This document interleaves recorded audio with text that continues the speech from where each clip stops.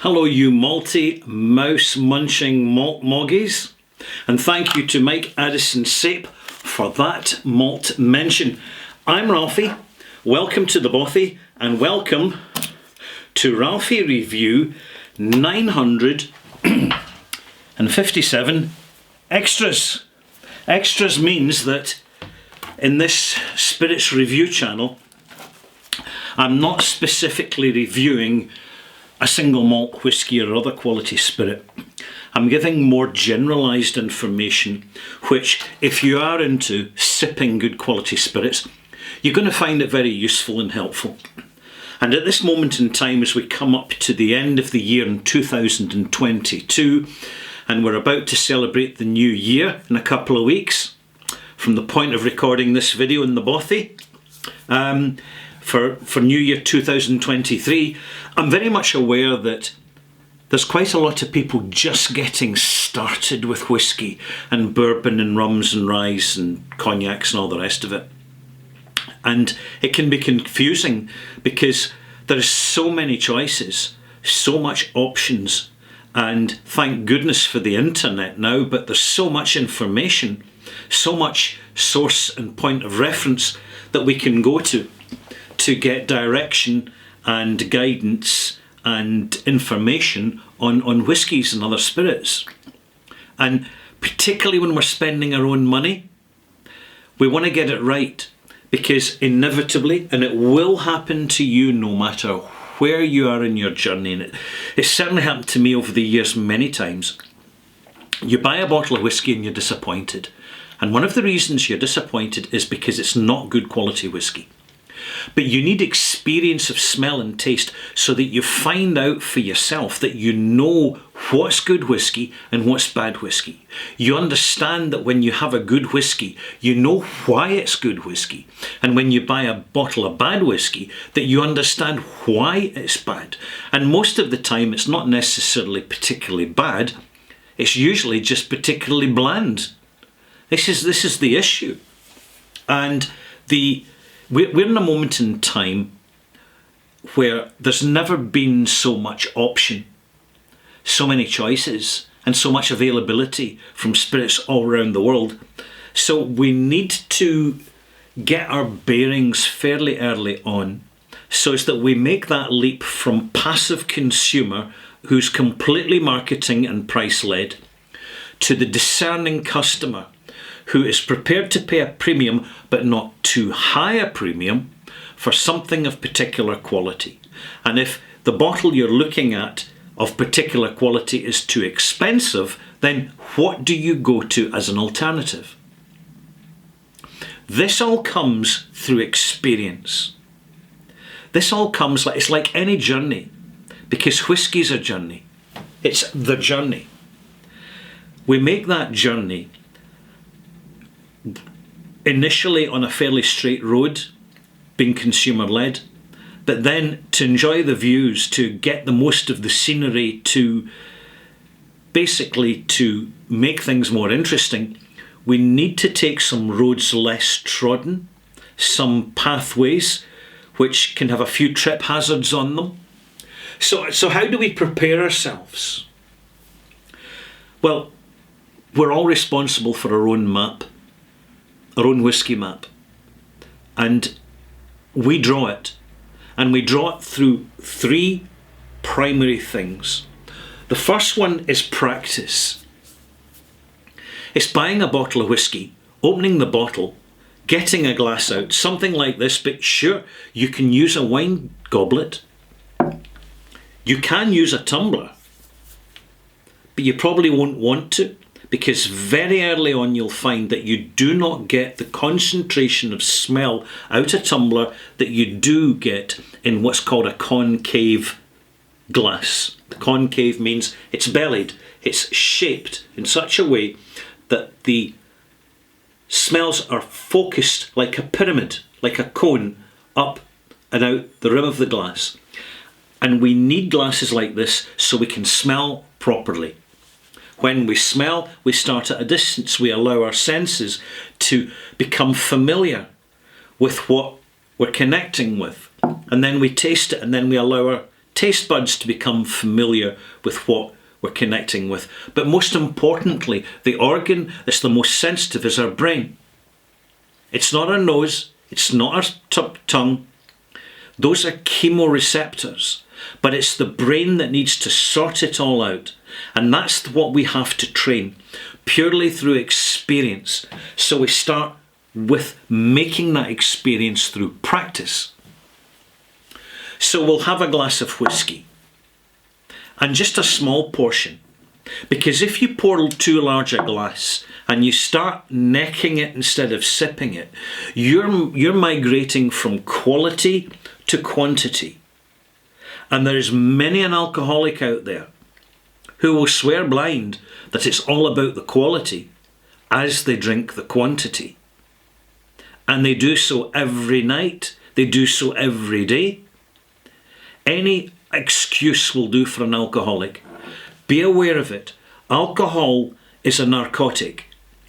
We can never get away from that, but we understand that, and therefore we exercise the self-discipline. And with that self-discipline is patience. So we practice with patience. Everybody has a different learning speed. Some people can get it instantly. They've got master blenders' noses. Lucky them. The problem with that is the journey's a lot quicker and it gets boring much more easily. You're actually better being like me and having a very average palate, a very average sense of smell, because it simply takes longer. And the slower you take the journey, the more you enjoy the landscape that you're passing through. And finally, there's perseverance.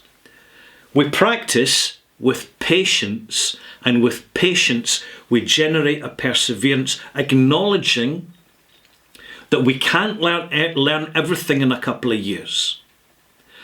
Given time, you will go to a whiskey festival and you will start people watching, and you will see the bluffers and the chancers, the people who nose and swirl. They do this, swirl, swirl, swirl, and they go, and they do, and they waft it all about. They go through the theatrics of it.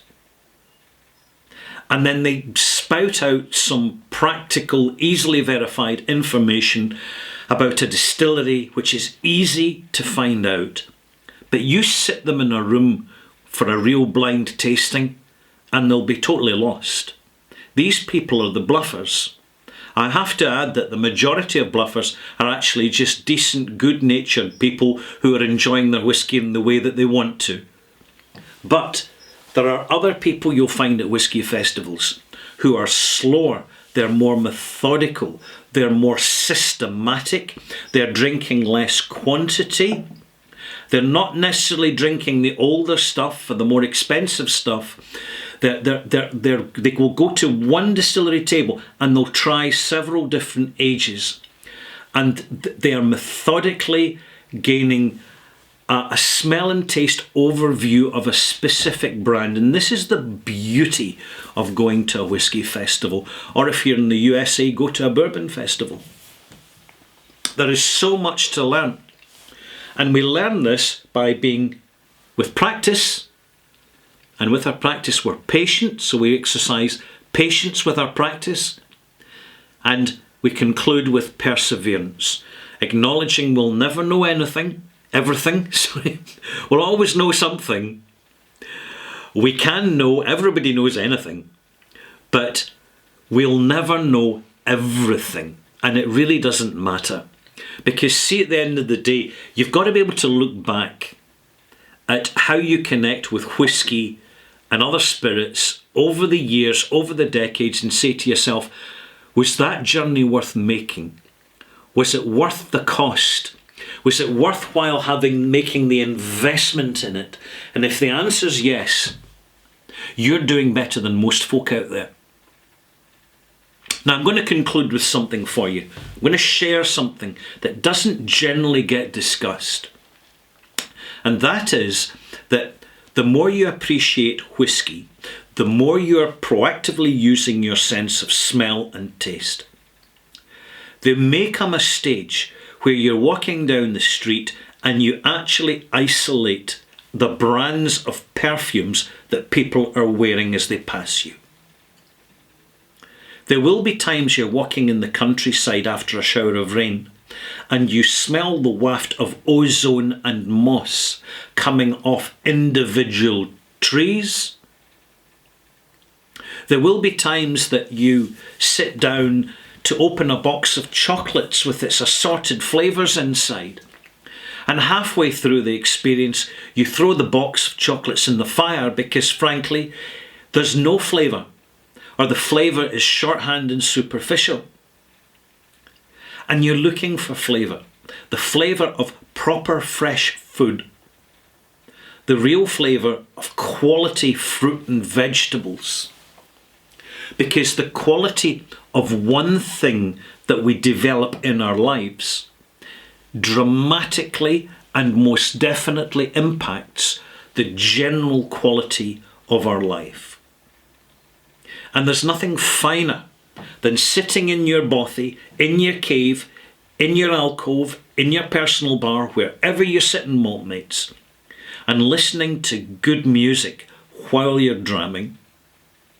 Or you'll have a computer screen in front of you and you'll be doing a virtual tour through some gallery in France or Austria or in the United States or Canada or in Scandinavian somewhere. And you'll be looking at these work of arts, or just a landscape, a general landscape. And you're just taking more in. The more we use our senses, the more the world comes to us and the more that the reality that the world contains, the beauty, the ugliness, everything, the more comes with it. And in doing so, we start to perceive reality more clearly. And in doing so, we've got a better chance of avoiding big mistakes in life. I'm Ralphie from the Bothy, sharing the journey of practice, patience and perseverance. And I hope that's what you'll be doing for your malt moments. Bye-bye.